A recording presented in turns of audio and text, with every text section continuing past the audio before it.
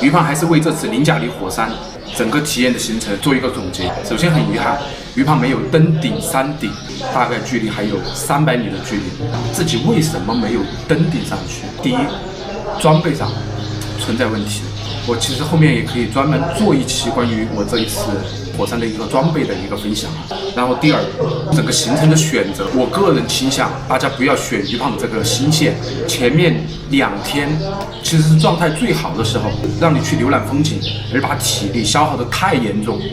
而老线的话，第一天登上露营地之后，在第2天的凌晨就开始进行冲锋到山顶了。我这一条新线更偏向于享受林贾里火山的风景，就是徒步的体验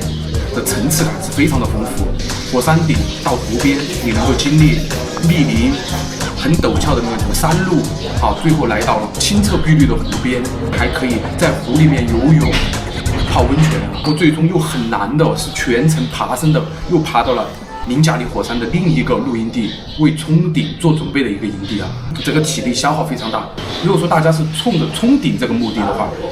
于胖个人建议还是走老线的。第3点，我觉得我这次冲顶还有最大的一个问题是什么？普通人都会陷入的一个误区，就是看到一座大山，觉得很难很难，你根本不可能去站在它的山顶上。但是呢，你把这个大山就是给它切分成一小段一小段的那种山脊，你爬到一座小山丘，望到另外一座小山丘，最终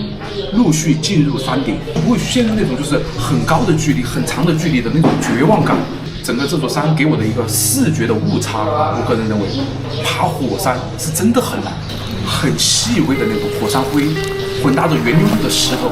就是你每爬一步它就会向后滑，每爬一步就会向后滑。爬火山的话，真的不需要什么技巧，就是纯靠体力拼，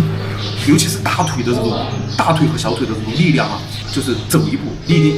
一定要想办法把它支撑住，然后再走另外一步支撑住，不断的这样上爬。所以说这个难度系数还是挺大的，这就是于胖对自己没有最终冲顶的一个反思哈。做任何事情，不论是你做成了还是没做成，一定要有那种复盘的思维，不然的话，永远自己就只会止步不前。而且我觉得我个人相对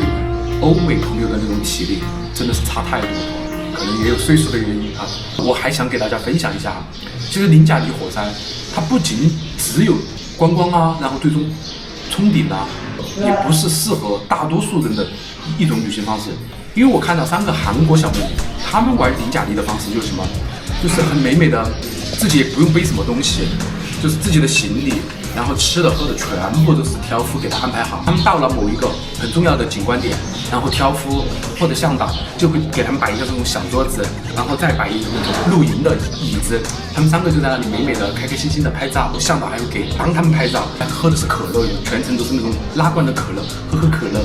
还吃着向导厨师给他们做的那种美食。他们就不会去冲顶，他们根本就没有冲顶这条线路，就是看风景，3天看完了就下山，就很轻松。可能这才是适合大多数普通人的一个旅行方式。林贾里火山，我个人其实很推荐，就是有家庭的，就是孩子10多岁左右，你能够带着孩子很客观、真实的，而且具有那种就是冲击感的体验火山这个地貌特征。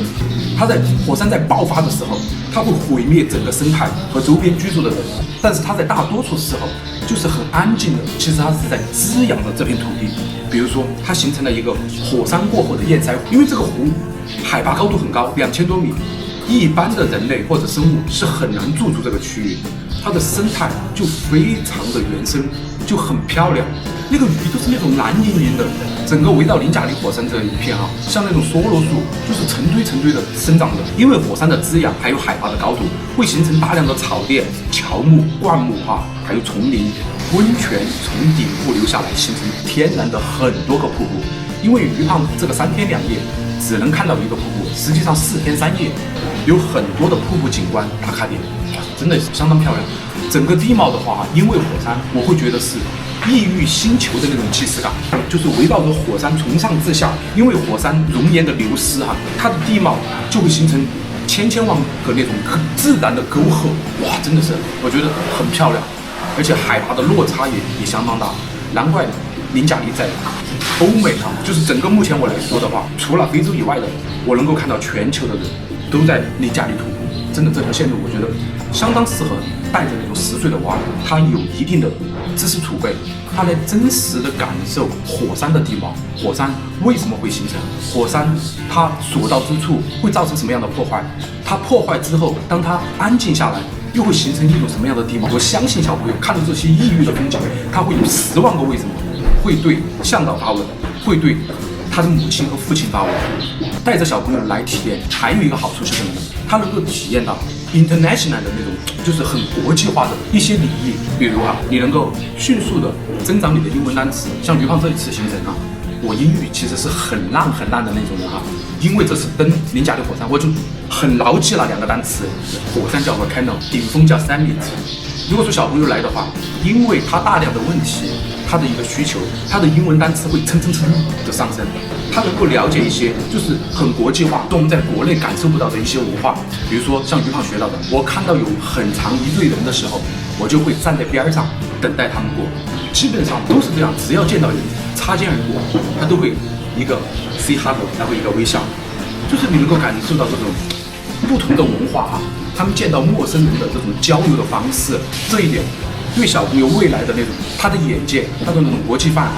外面看更大的世界，他了解这些礼仪，对他个人来说也是有很大的帮助。整个3天2夜体验的地貌特征非常的多，很多东西都是原生的，需要你用双手去抓去爬。我相信小朋友都会很喜欢，因为它会给予你不安全感、不确定感，专注的去认真的徒步去攀爬。经历之后还会形成很多问题问父母，然后这样亲子关系也会得到非常大的一个提升。所以说这就是非常适合的一个族群，就是那种徒步小白，就是纯打卡的，多花一点钱享受那种豪华团，纯玩纯享受。好，如果说是徒步爱好者，那种体力爆棚的，就可以选于胖的新线3天2夜。如果说你又想体力一般，但是你又想登顶的话，我就建议你选老线3天2夜，尽自己最大的努力去冲顶。即使没有冲顶，我相信你在5点半的时候看到南半球第一缕阳光的时候，你也会觉得人间值得。好，这就是于胖关于林贾里3天2夜的一个体验。哦，对，这里我还要提示一下如果说你有洁癖、强迫症，每天都要洗澡，每天都要美美的公主或者少爷，这种3天2夜就不适合你。不论你是豪华团，有可乐喝，有桌子坐还是于胖的这种，都不适合你。整个山上，我在林贾里喝了一瓶我人生中最贵的可乐，25块人民币一瓶。整个林贾里火山景观区域，所有的人类生存的基础物质，全是靠肩膀扛上去的。所以说可乐卖到25，我也能理解。湿纸巾在山顶上，每一天结束之后是刚需。好，这就是于胖现在想到的一些经历林贾里之后得到的一些感悟和分享也关注于胖，让你对世界更有想象。